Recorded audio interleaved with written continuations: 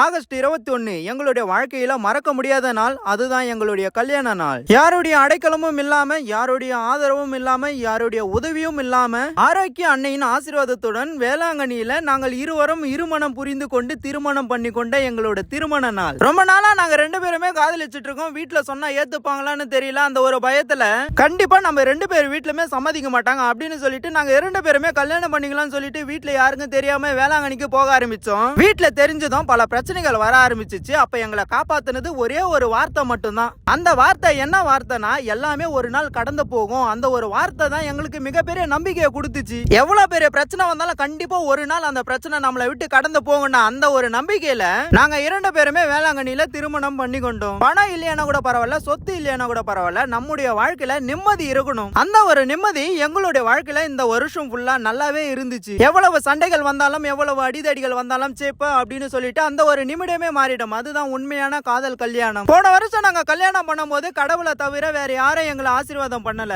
ஆனா இந்த வருஷம் இத்தனை பேர் இருக்கீங்களே, இன்னும் எங்களுக்கு என்ன வேணும்? அப்பா அம்மாவா நினைச்சு கேட்கிறேன். இன்னும் வரும் காலங்களில நாங்க நல்லா வாழ்ந்து காட்டணும். அதுக்கு நீங்களும் ஒரு ஆசீர்வாதம் பண்ணுங்க. மனசுக்கு நிம்மதியா இருக்கும்.